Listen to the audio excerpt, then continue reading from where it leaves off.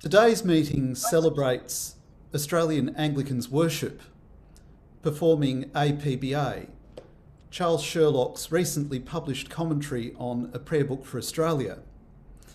This is a highly anticipated book, and it complements his earlier publication, Performing the Gospel. Charles was a member of the liturgical commission that prepared A Prayer Book for Australia, and has been teaching and reflecting on theology and liturgy for 5 decades. He has a dozen books to his name and has held positions on the Anglican Roman Catholic International Commission and the 2 leading bodies in Australian theological education, the University of Divinity and the Australian College of Theology. We're joined today for a panel discussion with Charles and 2 speakers who are joining us from overseas, Brian Spinks and Jenny Dawson. Brian Spinks is Bishop F. Percy Goddard Professor of Liturgical Studies and Pastoral Theology at the Yale Institute of Sacred Music and Yale Divinity School. When I was preparing for this meeting, I took a look at my bookshelves and discovered that Brian has written an eclectic amount across the range of liturgical studies. And it was interesting to look at the books that I've engaged with and to see just how formative some of his writing has been on my own thinking. And his writing covers a breadth of topics, including histories of Anglican rites, such as the Book of Common Prayer, the Eucharist, and the theology and practice of baptism. And Brian is joining us in real time from the east coast of the USA, where it is Tuesday evening right now. Our other panel member is Jenny Dawson. Jenny is a priest of the Anglican Church of Aotearoa, New Zealand and Polynesia. She has exercised an extensive ministry in parishes and also as an archdeacon and regional dean. Jenny was a member of the Provincial Prayer Book Revision Commission that produced a New Zealand prayer book, Hei Karakia Mihinare o Aotearoa. Her publications include A Radical Theology of Baptism, a critical investigation of the significance of baptism as a key element in the ecclesiology of the Anglican Church of Aotearoa, New Zealand and Polynesia, which came out in 2011. Today's conversation will unfold through discussion between our panel members, and then there will be open time for people more broadly participating in the meeting to contribute questions, reflections, and comments. I'd like to direct our first question first to Jenny and then to Brian and then Charles to reflect back. And this is taking up the title of the book, Australian Anglicans Worship, Performing APBA. And the title clearly indicates that this is a prayer book of Australian origin, and while certainly Anglican in its heritage, it reflects wider Anglican and ecumenical influences. Charles has sought to articulate these factors in this commentary on APBA. And Jenny and Brian, as scholars from beyond Australian shores, what do you see as distinctive both in APBA and in this book?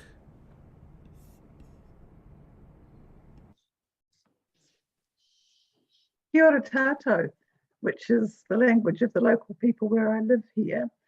I'm asking myself at odd times why I bought this book, and I know very well why I did. Charles is a good friend who supervised my thesis for my doctorate of ministry studies, and I knew it would be good because I've read his earlier books, some of his earlier books. But I've found it's much more relevant to our situation than I thought. I bought a copy and gave it to my mother-in-law, who's worshipped in Sydney a couple of times, but she lives in this country and she's finding it very helpful too.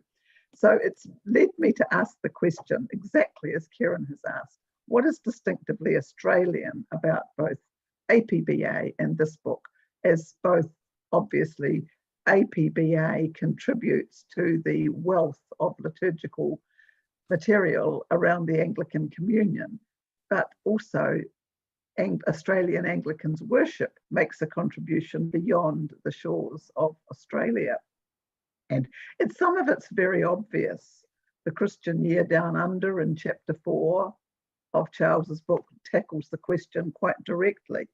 And there are so many prayers that he refers to and that I've grown to love in APBA that are unique, not unique, but particular to Australia, but have other echoes. So the prayers of reconciliation and confession, the prayers about drought, flood, bushfire, those are very Australian.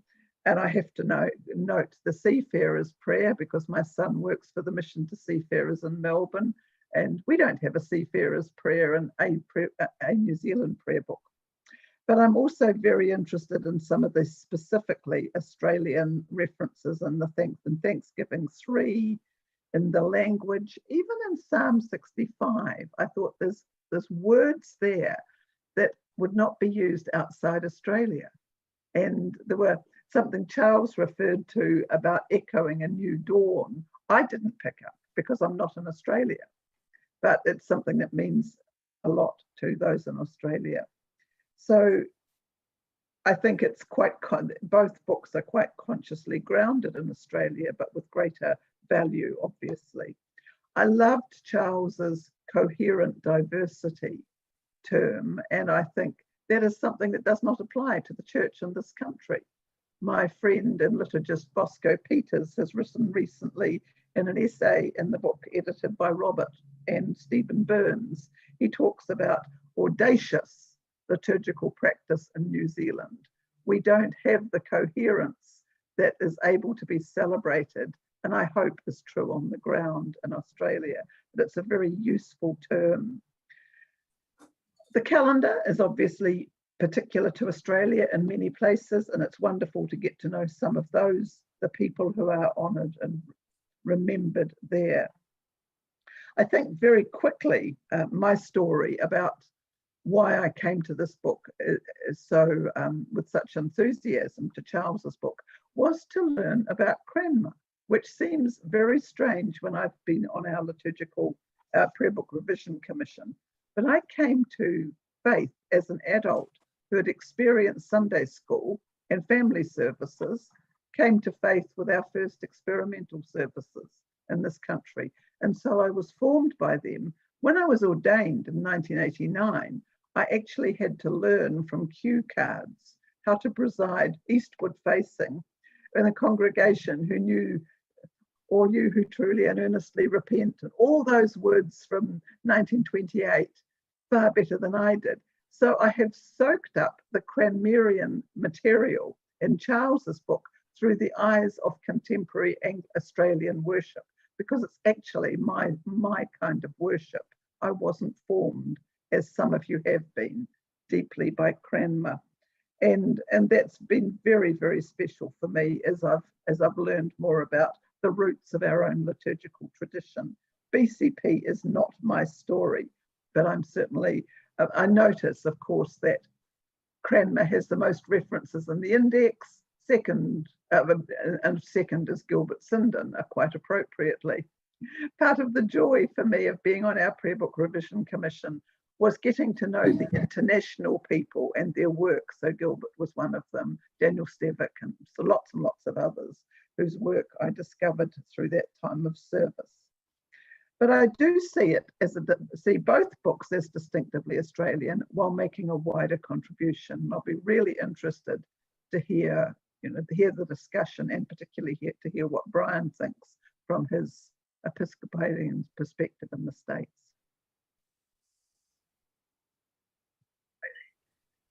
Thank you. The first thing is I can't speak from an Episcopalian perspective.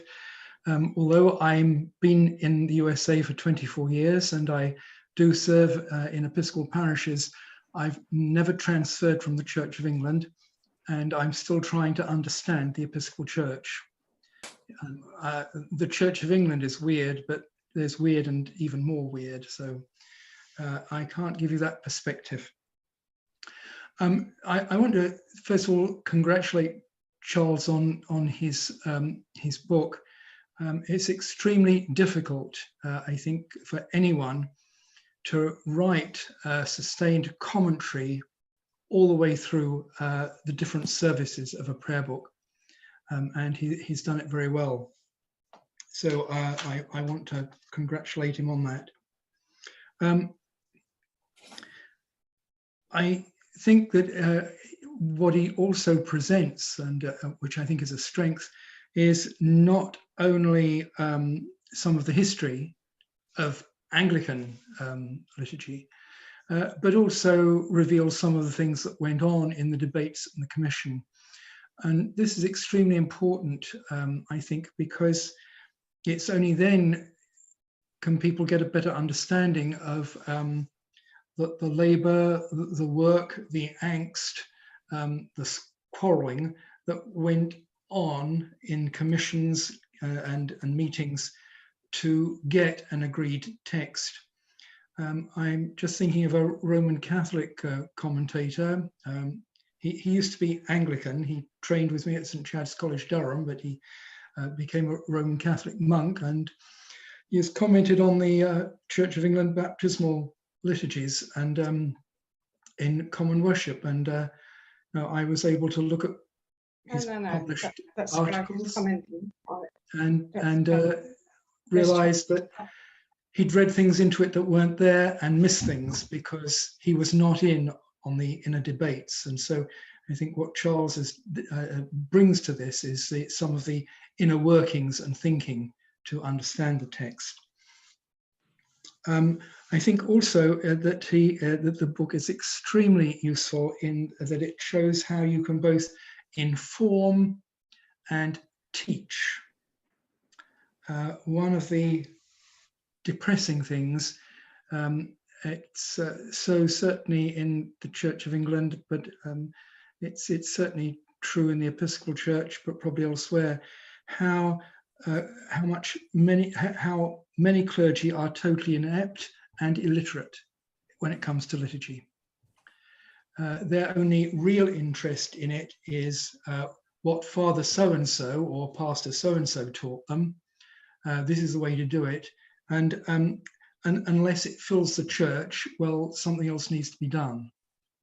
I think what Charles is presenting is the idea that you can deepen the service, that it isn't simply missionary, that it is also devotional, that worship is both an experience, an encounter, and an epiphany. And so I think that's very important in this book. And I think that other commentators on prayer books, if there are ever going to be more prayer books in the future, this is a good lesson to learn. I suppose what I was looking for and missed, and this says more about my ignorance and illiteracy of Australian culture, was looking for more about enculturation and perhaps looking for First Nation expressions. At the end of the day, I felt this was very much a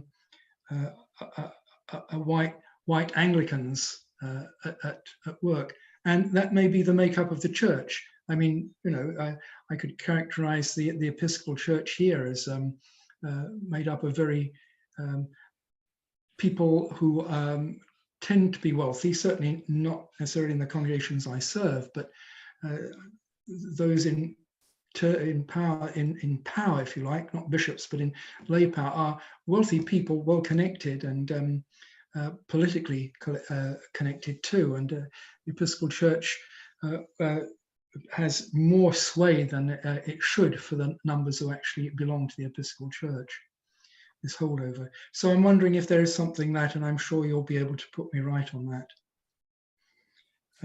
I think I want to leave it there for the moment.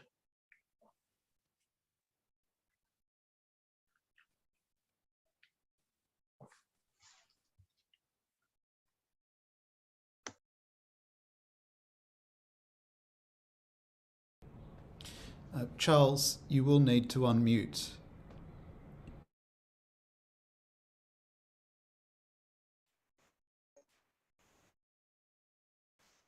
Mute. Sorry. Thank you very much, Jenny and Brian. You're very kind. Just to start with Brian's last point, in the introduction, I say a major concern of the Commission was recognising the heritage and experience of Indigenous Australians. And there are quite a few contributions from them in the book, but compared to where the nation is now, APBA is 25, it's a generation old. In fact, only yesterday, the University of Divinity launched the Centre for Indigenous Studies, which is the first tertiary level institute, which is actually staffed by Indigenous Australians.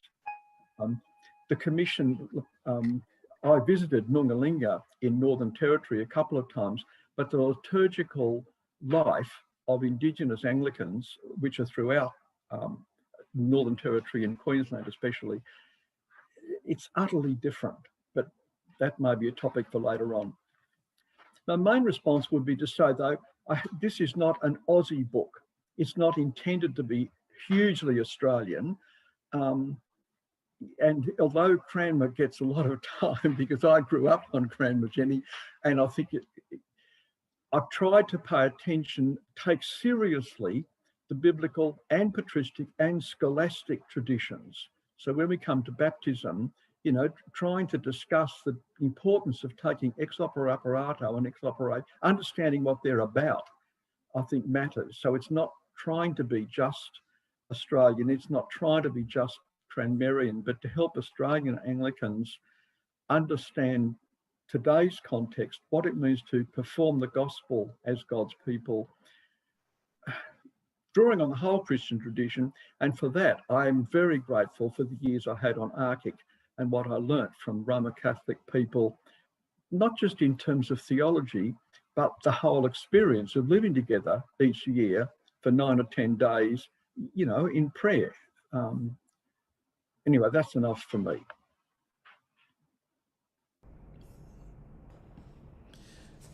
Thank you, Charles. We're going to have a couple of questions focusing on baptism, and then after that, a couple of questions focusing on Eucharist. This time we'll go Brian, Jenny, then Charles. And so, addressing baptism, the first question is, what did you find in Charles's commentary where he approaches baptism to be fresh and new, or critical, or challenging? So Brian first. Yeah, right.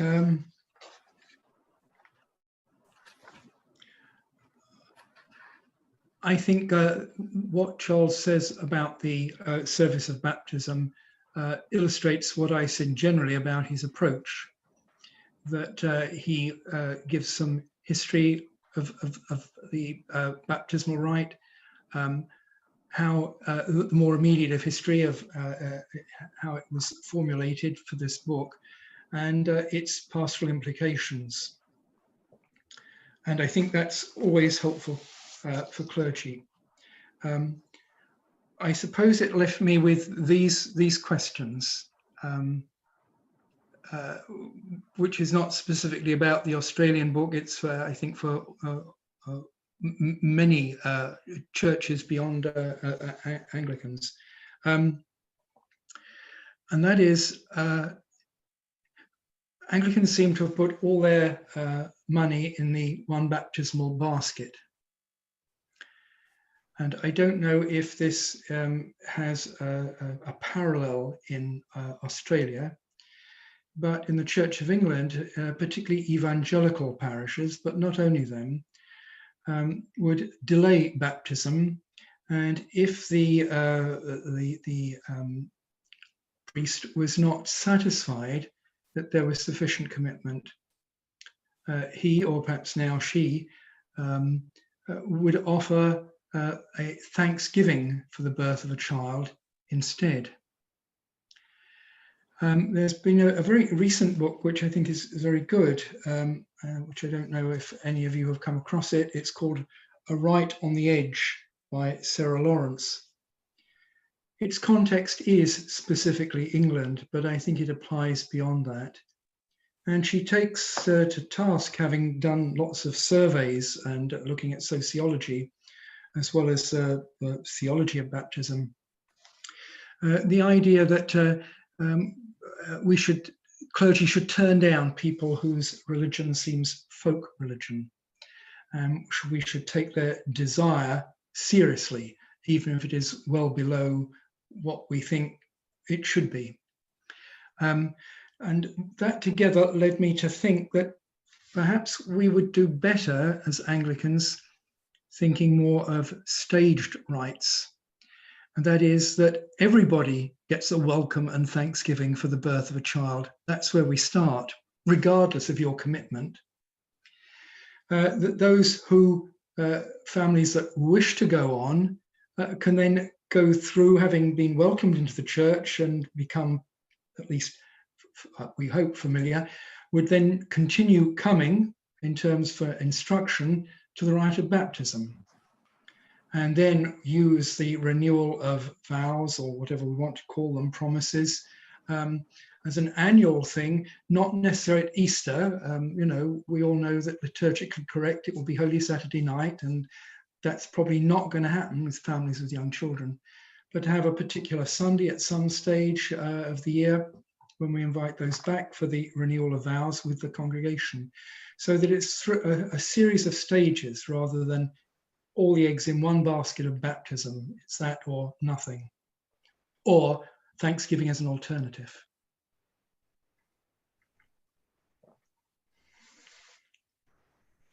The other thing that struck me, one of the things that I thought that the Church of England for once did get right in common worship was to have different blessings over the water for different seasons of the year.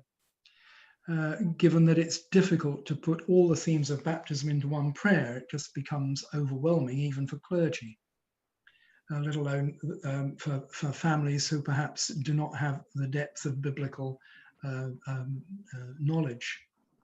And so, you have one for the season of Epiphany, which stresses the baptism of Christ. You have a different one for Easter, so Epiphany, baptism and rebirth, Easter, resurrection, Pentecost, gifts of the Spirit, and then perhaps another one for All Saints or something. It just struck me that this too might be a way forward. These are the questions that struck me as I read through this. But again, I want to thank Charles for what he's done on this, and for clergy, particularly newly ordained clergy. I do believe this is a really lovely way of preparing them for what the service is about and what they might think and do with it.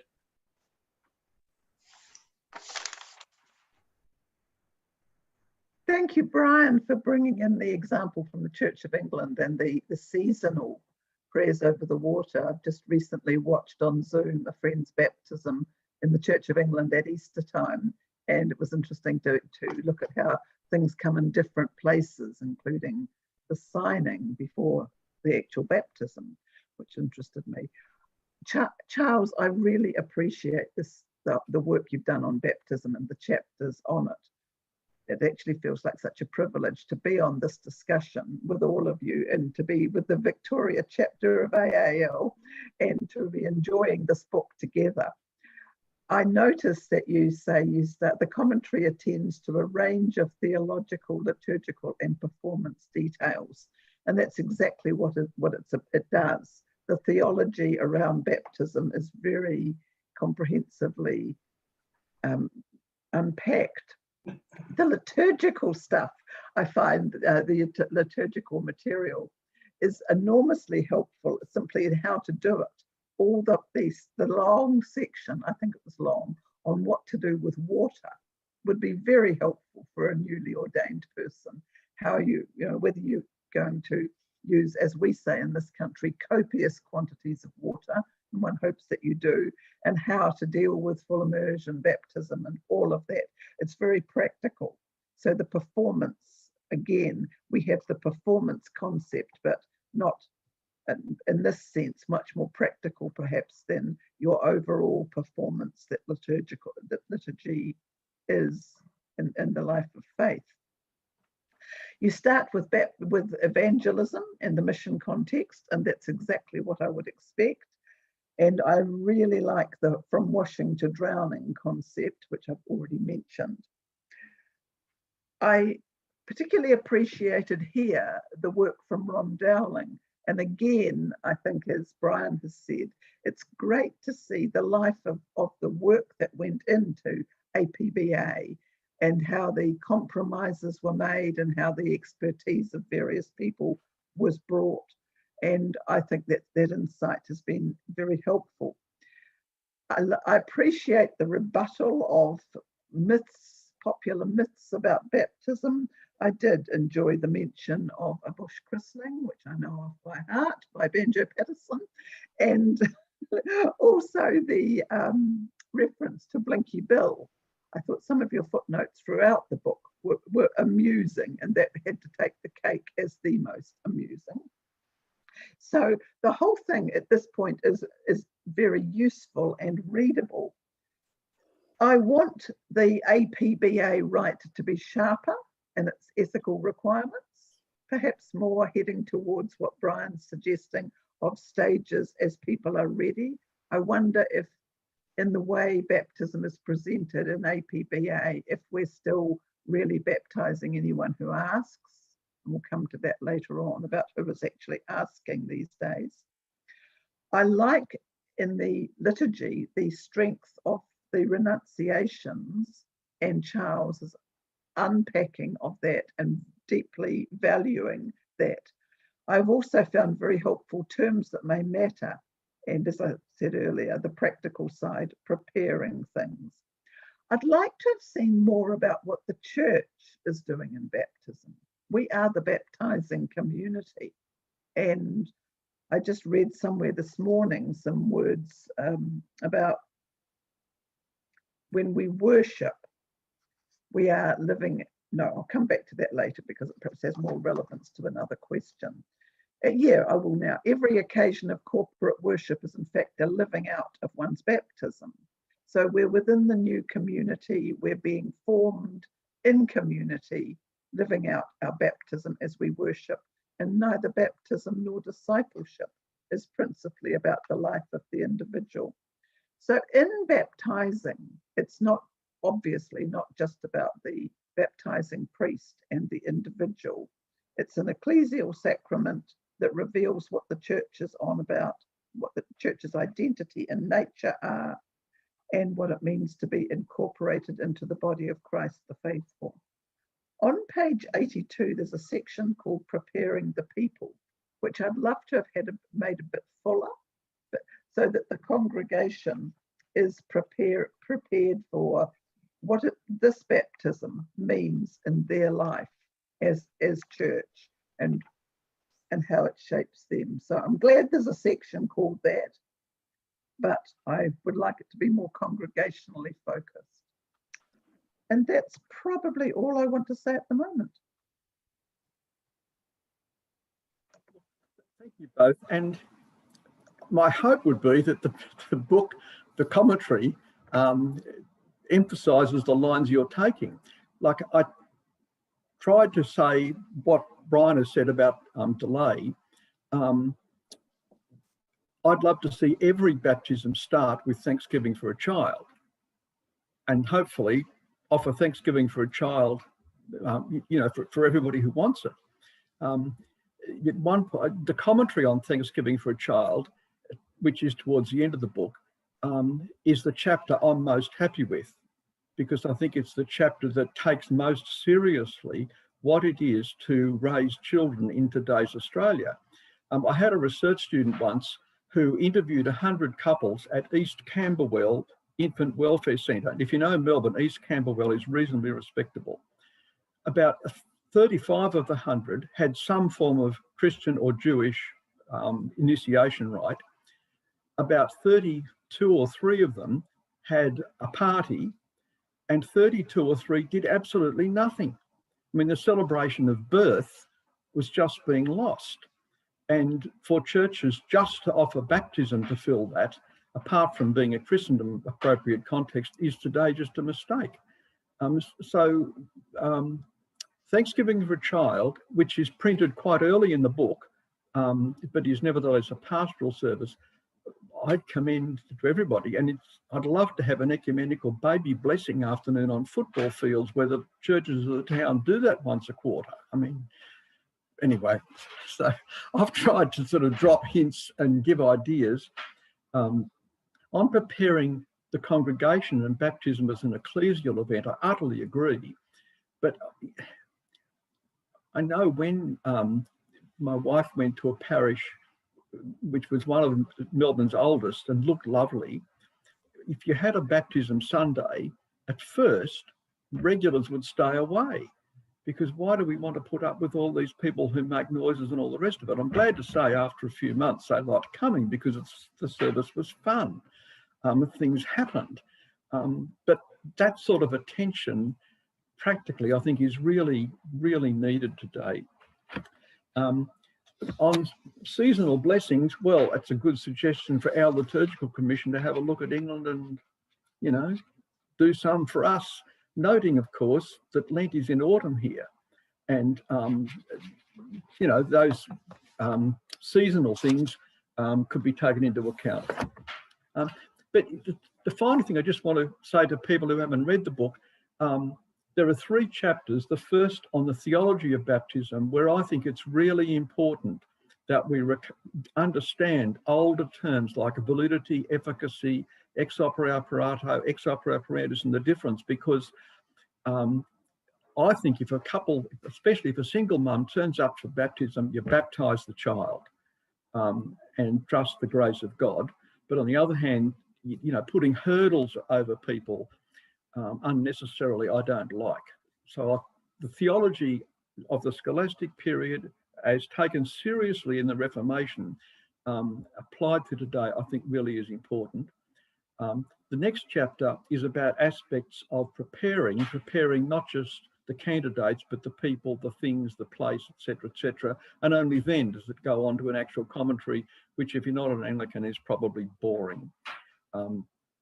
But I think that's all I'll need to say. I just hope this prompts a little later wider discussions about what does it mean to initiate people into Christ through the Spirit in this land today. I wonder if I might just add 2 points. Is that all right? Yes. I liked your discussion of water, cold or warm.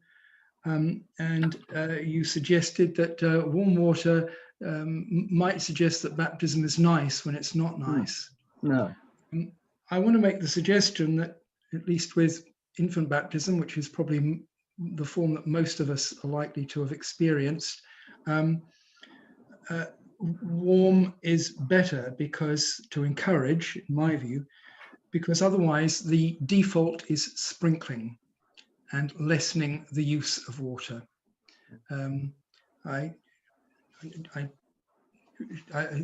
Kieran mentioned that I'd written on baptism in this one. There is a photograph of me immersing a baby in a font. It has warm water, but clergy don't like to get wet. But the thing is, if you don't like symbolism, you shouldn't be doing any of this anyway. And the nice anecdote I have, I'm getting old now, so I can tell anecdotes. St Andrew the Great in Cambridge was made redundant, but it was taken over by the Round Church, which is a very modern evangelical congregation of Anglicans, more in the vineyard line of worship. And they reordered at their own expense St Andrew the Great. And they asked permission to, on what they call the stage, because that's, you know, the sanctuary is now a stage, to have a sunken tank for immersion, except they made a special request that, although it wouldn't be seen by people, the tank would have a division. It would be 2 chambers, one with water and one without, because the minister didn't want to get wet.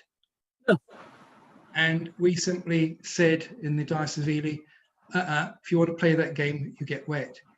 And the point is, we shouldn't be afraid of the element, you know. So it may be that warm should be encouraged so that we can actually dip infants without them screaming, not because baptism is nice, but because otherwise we will default to sprinkling, which minimizes the symbolism. And just another point from me that Brian's words have sparked. Where in the world is the ancient baptismal font that's coffin shaped? Does anybody know? I've seen a photo of it. So dying with Christ becomes very real if you are baptized into a coffin shaped font. And I find that powerful stuff. So we need to make it crunchy, which probably means we need cold water, but maybe we need warm water to make it more pleasant and to get away from the risk of sprinkling and making it a brief moment when we should be really, really noting the significance of it for us all. The other St. thing John's that East Bentley, you will see a coffin-shaped font in Melbourne. Where is it? St. John's East Bentley. As you walk in, it's right in front of you. A little later, she didn't install it, but Elizabeth Smith was the vicar there for some time and she welcomed it. But on sprinkling, Brian, I have a bit of a blast against the idea of sprinkling. I much prefer to talk of pouring. Because sprinkling then is left for other occasions. But again, when parents approach, well, me and my wife at baptism, one question is, well, particularly if they're a bit nominal, well, the next time we meet to talk about the service, giving them some hint that there should be some preparation, you've got 2 options. The baby can either have water poured on them or they can be given a bath. What would you like? We want you to tell me next time. And of course, they then said, well, why is there a difference? And you get a chance to do some theology. Well, one speaks of, you know, being washed and dying with Christ and being raised, and the other one speaks of the Spirit being poured into your heart. And anyway, it's enough of that.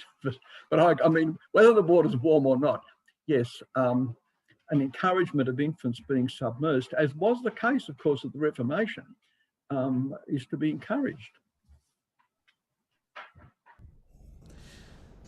On the warm and cold, I have memories of my teenage parish where there was a baptism in the depths of winter and they poured hot water into a very cold marble font in the expectation that the temperature would come down to just right in the middle of the service.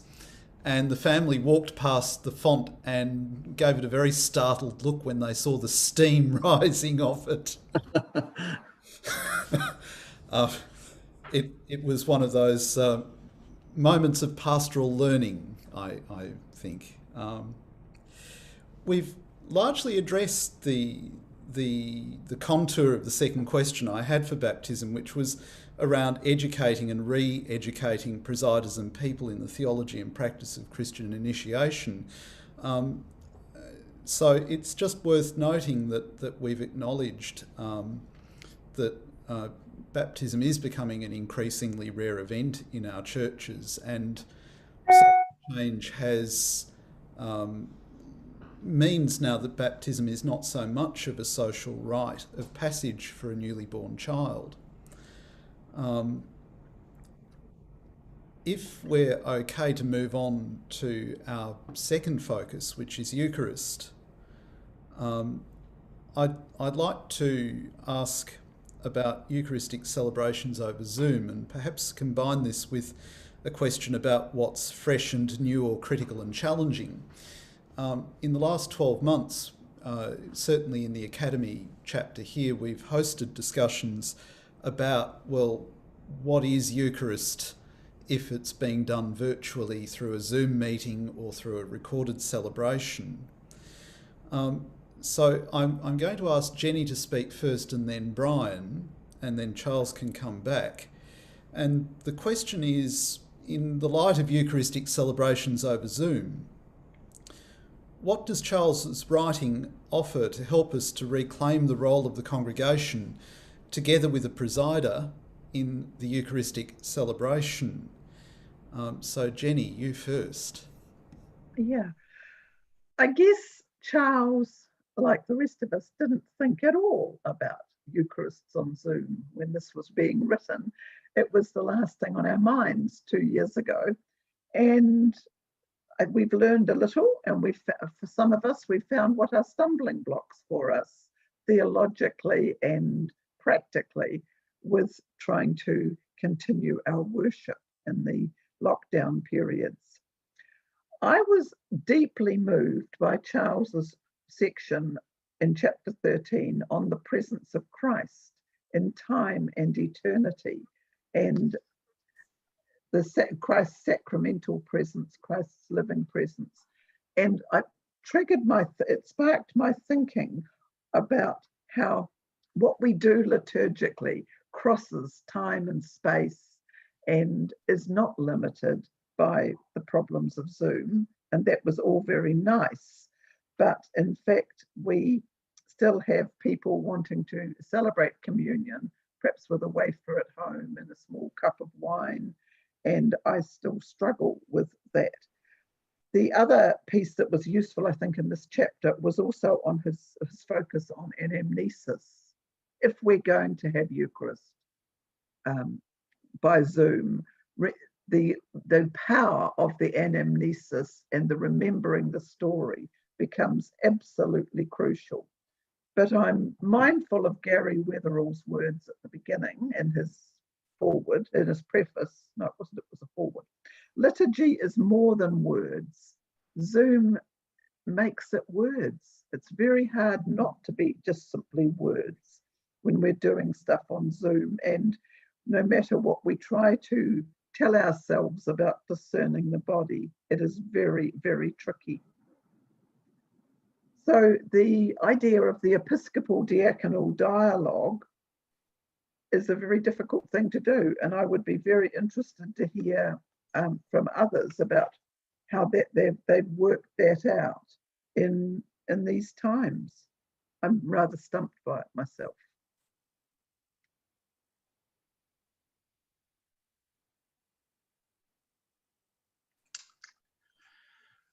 I think that the experience of Zoom services and COVID has caught us all on the hop without ready-made answers. The churches I serve, the priest who was in charge, we had in real time Eucharist, and people were encouraged to take bread and wine in their home. That seemed to me to be okay, particularly with the reading of First Sunday after Easter, and the closed doors did not keep the risen Christ out. Yeah. And I don't think this does. The problem is that because I'm not a member of the Episcopal Church, I don't get all the memos. And in fact, this way of celebrating had already been outlawed by the bishops. So the Bishop of Connecticut kindly drew my attention to this, and we now have to do what he calls a spiritual communion. And basically it's because the rubrics didn't allow for it. Well, you know, when the rubrics were framed, no one thought of this. I suppose my only insight and thought is that I think my experience is there's a difference between recording and in real-time Zoom. In real-time Zoom, I would think that that in some way still embodies the church. That's very different from somebody, let's say, recording somebody, a priest saying the words institution, and then each time they wanted a communion, just pressing the button and having it replayed every time. I think there's a difference between in real time and something that's recorded. And my experience of that was a service that I did many years ago in Marquand Chapel at Yale, which was a blended Eucharist using things from the Eastern Syrian Orthodox Maronite as well as Western Rite. And I was a celebrant. My wife, who was a UCC minister, was a co-celebrant, and a visiting ethnomusicologist, a Maronite priest, concelebrated, and we all wore Syrian Orthodox vestments. Now, usually I am very nervous because all the students are looking for the professor of liturgy to do something stupid, which he usually does. But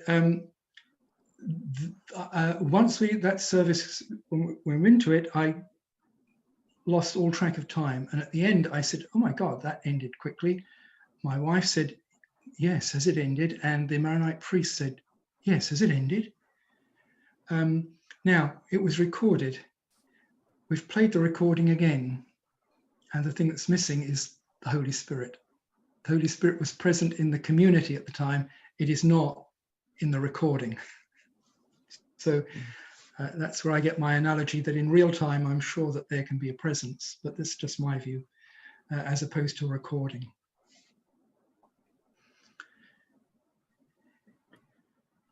It's a brief response, because the chapters had some excellent papers by Robert Gribben and discussion on this. But if my book contributed anything, it would be to say, stop trying it. Just have decent services of the word or anti-communion. I've tried to get across to, let me start again. I think all Christians would feel that personally, the climax of the service is receiving communion. But ecclesially, that's got to be balanced by the offering of praise and thanksgiving, and there's theological issues about what that offering might mean. And I just struggle to see how on Zoom you can have a corporate offering of thanksgiving, let alone the problems of receiving communion at a distance. So my book would be basically reinforcing a fairly no case, but we've already discussed that. Can I say one thing? After a couple of weeks, I just stopped watching, I'm sorry, particularly because I found it increasingly offensive to see the priest receive the bread and the wine, knowing that pretty much no one else could.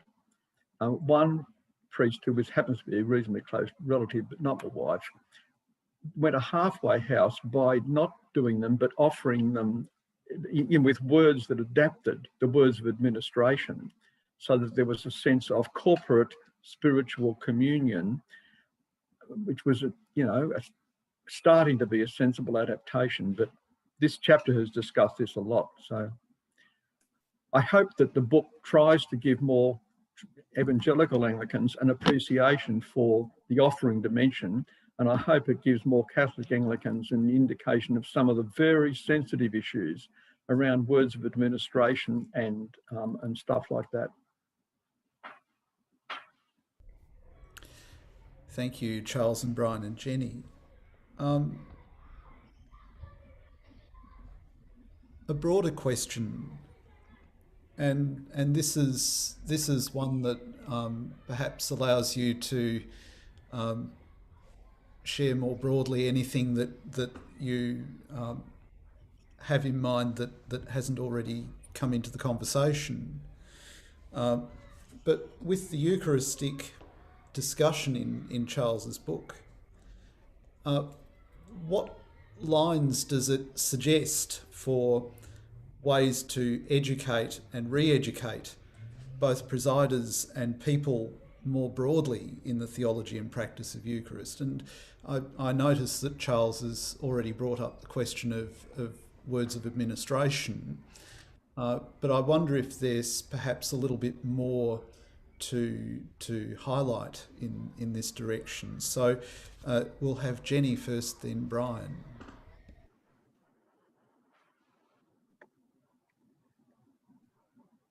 I found the question of education one that came to my mind frequently as I read and reread Australian Anglicans Worship Forming, APBA, partly because Charles sparked my interest with his good questions about page 40 something. I think that, oh no, sorry, let me just check the book again.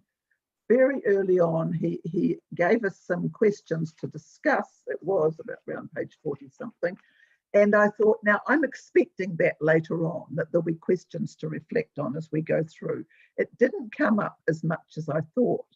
And then I realized there were times when Charles was telling us things that I thought vaguely could be a wee bit school teachery.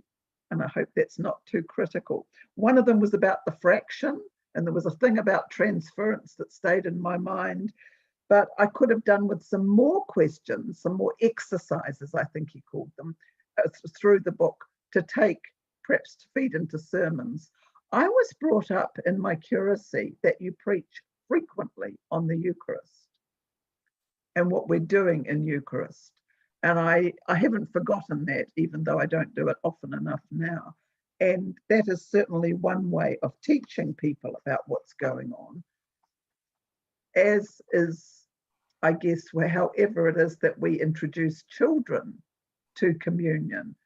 I'm picking that the Australian practice is mixed about children receiving communion from baptism, and that maybe they are formally received into communion when they're 7 or something like that. That's an opportunity to do teaching for everybody in the congregation, not just for the children. And it seems to me that we need to make a lot more of those chances. So preaching regularly, and both presiders and people need to know these things, because I see some very strange things going on in presiding. One of them that I see, I'm one of 5 other priests in this parish besides the vicar, and one of my colleagues does no manual actions at all, which I find deeply distressing. But I noticed Charles's comment that that the APBA does not say anything about manual acts, probably because the Commission could not agree. I'm not sure. So there's work to be done for us all as we hold together the breadth of Anglicanism, and as we allow people to do what reflects their own theology of Eucharist. But there are some bottom lines, I think. That's me.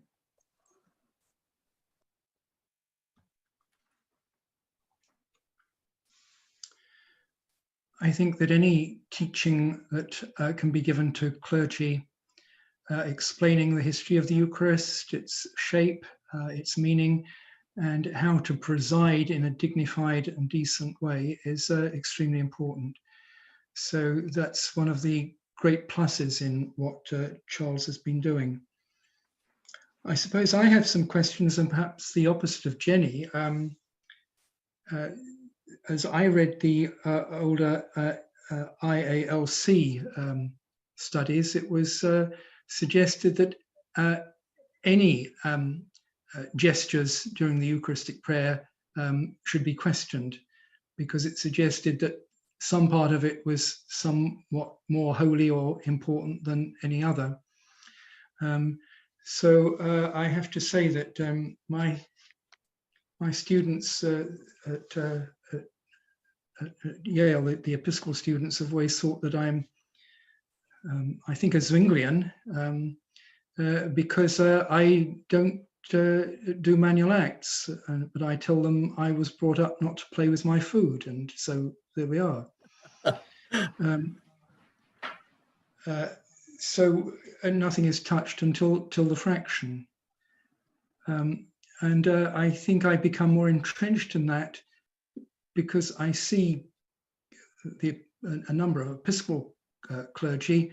I mean, the Words Institution, they will take up the bread, they will turn around and lift it up in the air, and I think they getting the Actor of the Year award or something. I don't think in the end congregations are really interested in what antics and gestures people are doing unless it directly affects them. And most, I think, in the Eucharistic prayer, trying to pray and concentrate, not watching what the person behind the table is bobbing up and down doing or not. I think that it was some good debunking, particularly about why water is added to the wine.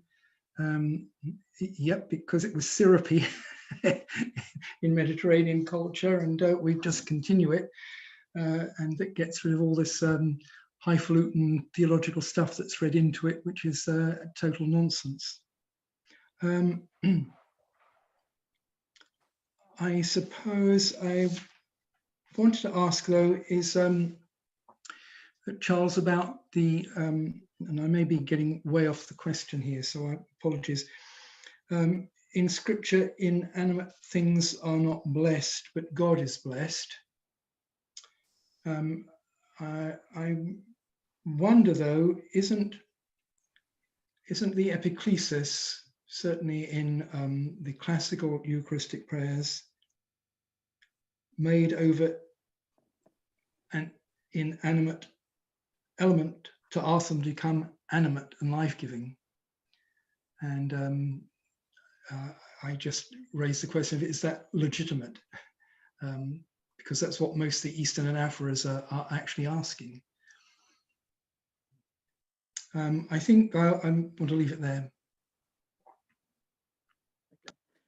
Just a quick response. Yeah, Jenny, yes, the idea of further questions for the book would have been a good one, and didn't occur to me at the time, I'm sorry. But in the earlier book, there are questions on each chapter.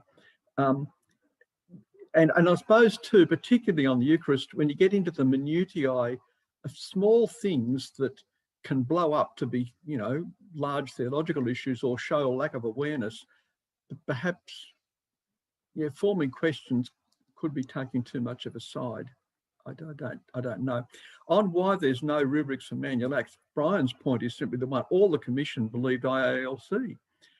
But in practice, there was a variety, but nobody on the commission in the services we took would do more than take up the bread and take up the wine at the appropriate points.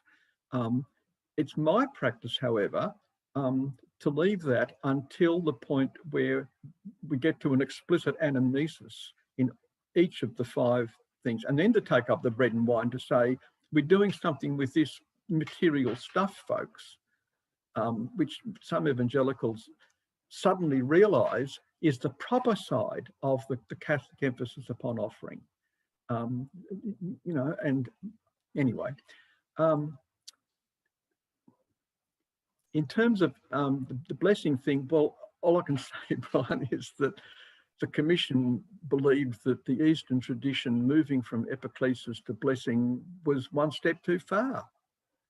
And there is quite a discussion of epiclesis because that is a debated issue, and especially in the second Thanksgiving, which is the most Australian, you know, there's a deliberate calling of the Spirit, send forth your blessing on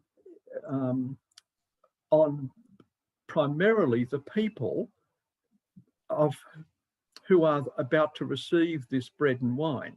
So the blessing of bread and wine directly, I believe, and the commission believes, is moving beyond the scriptural sense that you bless God for things. And I've got an article on that in a recent AAL that people can have a look at. But thank you for those comments. I mean, I just hope that people might enjoy some of the detailed discussion of, there are theological issues behind things like, why does the presiding minister receive first? Which I've heard objected to as democratic. And the answer is, if you want to dispense grace without having received it, forget it. You know, there's a whole lot of things that, you know, force us to reflect upon the whys and the hows in performance that partly support, partly contest our so-called democratic or participatory culture. And that's been of more concern to me in many ways than some of the traditional fights, although I've tried to offer ways forward and behind those traditional fights that I hope speak to more than Anglicans. And again, as with the baptism chapter, those of you who aren't Anglicans, I hope would find the 2 or 3 chapters, 2 on theology, 1 on practice, helpful, and, you know, forget the commentary one, if you like. And finally, I should say, I can't help but, you know, I grew up in the Book of Common Prayer, and started thinking about theology when I would write notes on the server's notice board at age of 11 or 12, objecting to what some people were doing, because I started to read the rubrics. But on the other hand, 26 years on ARCIC led me to appreciate at a more gut level what is important and going on in the Roman Catholic and wider Western tradition than just, you know, a narrowly Cranmerian one. And I hope both those things are spoken to in the book. I suppose I'm left with one question that I certainly don't have an answer to. But what is it in the end that makes a Eucharistic service an Anglican one? I think that the irony of divine worship of the ordinariate, which is stuff full of Cranmer, and those certainly Church of England clergy who left to join the ordinariate will now be praying more of Cranmer than they ever did when they were in the Church of England. But what in the end makes it a Eucharistic liturgy an Anglican one? I'm not expecting anyone to answer, because I'm not sure there is one, other than if it's authorised by an Anglican province. Yeah, I can certainly say there's no such thing as an Anglican baptism.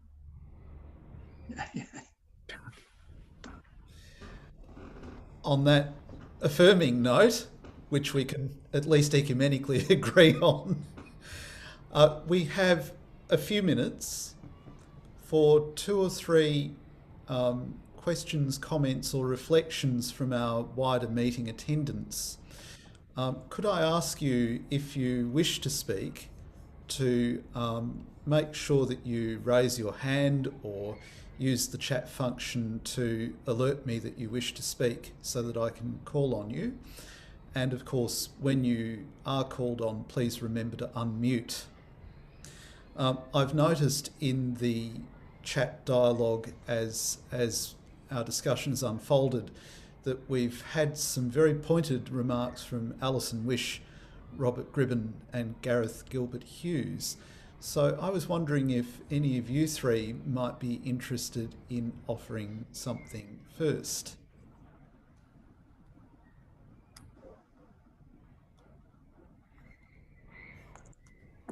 If you're inviting me. Yes, I am. I won't comment on the many interesting and fascinating issues that have come up in this intra-Anglican discussion, which has been illuminating, probing, and deeply encouraging, all based on the gift of Charles's book, which I have literally read cover to cover and worn out at least one soft lead pencil on, so that I can find the bits that I want. I want to pay tribute to the fact that we are an ecumenical academy. We owe a great debt to the number of our members, increasing over the years, I'm glad to say, who've also benefited from membership of the Societas Liturgica, but also on ecumenical theology and practice as it is published. Some of us are old enough, Darcy, to have begun when there was virtually nothing, particularly on Reformed or Methodist liturgical practice, or, as Charles always insists, theology. The Uniting Church at the moment has paused, at least I don't actually think it's a decision. It has not added to our book, which is now something like 16 years old. I noticed Brian's comment in passing that he wondered whether there were to be any further prayer books, and I'd be interested in his reply. But mostly I just want to express my gratitude for the ecumenical conversation, because in some ways the most important thing to have happened in the lifetime of some of us was the Second Vatican Council and the liturgical text that came out of that, which then opened up liturgical theology and practice for the Roman tradition, from which we all learned. We don't have to agree with particular parts of the theology, but we all owe Rome a huge debt for this. And the irony, of course, is that actually APBA and its predecessor were all discussed in the Australian Consultation on Liturgy as it was being prepared. So it had the comments of Catholic, in at least for a time, Orthodox, Lutheran, Presbyterian, and Uniting Church as the very words were put down, and vice versa. So hallelujah for the movement of the Spirit. And where is the ecumenical movement, our dear partner, now? Thanks again to Charles.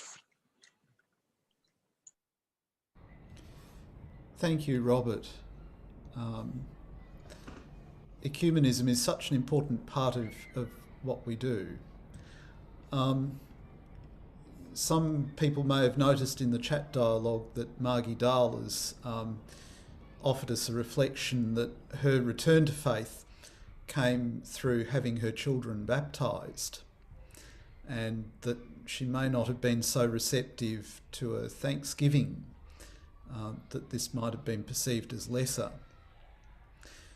Could I just ask, very much in the spirit of a quickfire question to our panel, in light of a reflection like that, what would our ideal response be if we were placing baptism and, might I say, confirmation, which hasn't come into our discussion, in a more robust catechumenal framework? Is this kind of the fountain of youth, or is there something more to be said? So Brian and Charles and Jenny, if you have something to say, I'd be very happy. I just want to clarify that what I was suggesting was that if you have stage rites, it isn't a question of a thanksgiving and not baptism. It's that everybody starts off first with a thanksgiving, then move on to baptism. So it's not saying, I'm sorry, you can't have the wonderful dinner, we're just going to give you some crumbs from the table. It's that everybody does this. And I would agree with that. And I think Margie's comment warmed my heart. I just think if people approach for baptism, you offer them baptism, but it's the style. If you say, well, do we want to regard this as an inconvenient thing? Do we want to regard this as some half-baked thing by people who really don't have any faith? Or do we want to say, we want to roll the red carpet out for you for what the Christian faith offers in its fullness? And that can start with thanksgiving for a child, and take the baptismal dimension seriously, make sure the service is well conducted, that people are there to welcome them, roll the red carpet out, and we get Margie's. I really appreciated Charles's suggestions for the use of Thanksgiving for a child. It's very flexible. There's lots of possibilities. I know when ours came out in a New Zealand prayer book in 1989 and had been used before that, women were still staying in a maternity hospital for several days. And it was quite a practice for the local vicar to use that service with the woman and maybe her partner and the child in that situation, or when they've just got home. It's really important, I think, that it's not offered as something lesser. And Margie's comment here is a good challenge. And I'm picking up in my thoughts something Brian said about Indigenous people's involvement in the liturgical life of the Australian Anglican Church, about which I know absolutely nothing. But I remember offering baptism and thanksgiving to a Pākehā white New Zealand couple and to a Maori family the same time, some years ago. The Maori family would not touch Thanksgiving. They had to have baptism because baptism is what matters to us as Maori. That may be true of Indigenous people more widely, I don't know. But it's something I've been very conscious of, that I don't want to say you can have that one or that one. They are part of a stages thing, as Brian was saying, and I would like to use Thanksgiving much more. And maybe some people don't go on to the baptism stage, but if there's to be more education about and more formation before baptism happens, the formation is not only with the candidate and family, it continues to need to be done with the congregation. Thanksgiving is a rite of birth, which our society needs. Baptism is a rite of new birth.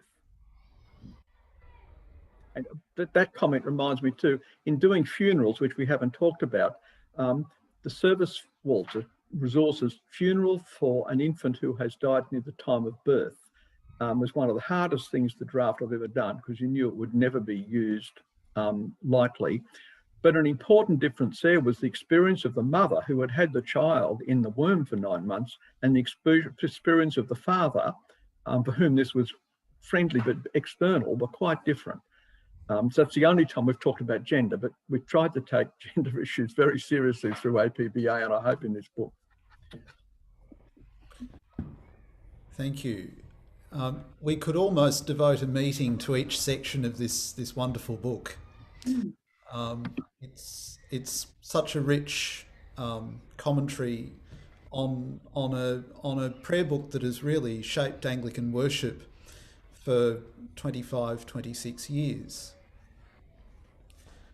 We've come to the end of our meeting time, and so let me encourage you to continue thinking and to carry on reflecting on the discussion we've had. As we end, I just want to draw attention to some comings and goings, to let you know about our next meeting, and then to wind off with a prayer from APBA that was written by an Indigenous elder, and that's a thanksgiving for Australia. And with that, we will draw our proceedings for today to a close.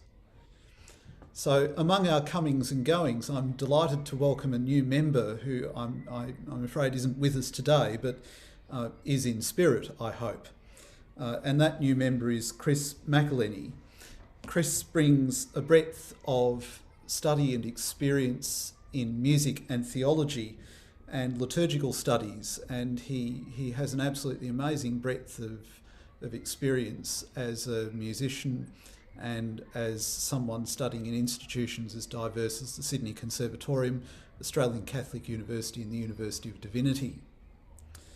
And so it's great to welcome you, Chris. I hope you may see this. One of our distinguished long-standing members, Father Christopher Wilcock, was recently awarded an honorary doctorate by Australian Catholic University in recognition of his contribution to liturgical music. I will link in our member email to his address on that occasion, which is quite a beautiful reflection on how music and liturgy and for Chris, how priesthood connects all of this together.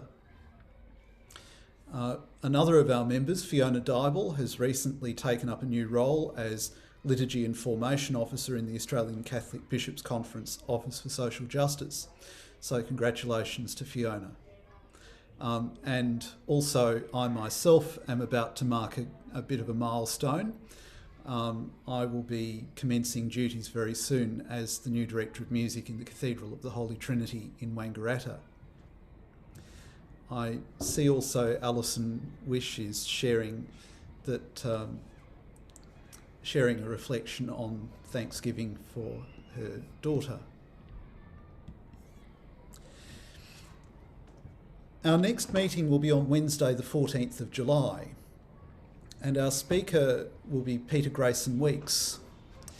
Peter is uniquely positioned to address the topic for this meeting, having been involved in the process of liturgical renewal and liturgical adaptation, himself a celebrant of this rite, and as someone who has helped other people celebrate it. And the rite to which I refer is the development of the Uniting Church's marriage service for same-sex couples. The meeting page for this meeting will be available very soon. Please keep an eye out, and it will pop up in the next week or so. I strongly encourage you to book. This too will be on Zoom, and it will be a very rich discussion about how the Uniting Church has responded to the advent of marriage equality in Australia, and I think a very important topic that we're able to take up. I'd like to thank you all for joining us today, and especially our panel, Brian, Jenny and Charles. It's been a really wonderful discussion. As we wind up, let us pray together a thanksgiving for Australia. God of holy dreaming, great Creator Spirit, from the dawn of creation, you have given your children the good things of Mother Earth. You spoke and the gum tree grew. In the vast desert and dense forest, and in cities at the water's edge, creation sings your praise. Your presence endures as the rock at the heart of our land. When Jesus hung on the tree, you heard the cries of all your people and became one with your wounded ones, the convicts, the hunted, and the dispossessed. The sunrise of your Son coloured the earth anew and bathed it in glorious hope. In Jesus we have been reconciled to you, to each other, and to your whole creation. Lead us on, Great Spirit, as we gather from the four corners of the earth. Enable us to walk together in trust from the hurt and shame of the past into the full day which has dawned in Jesus Christ. Amen.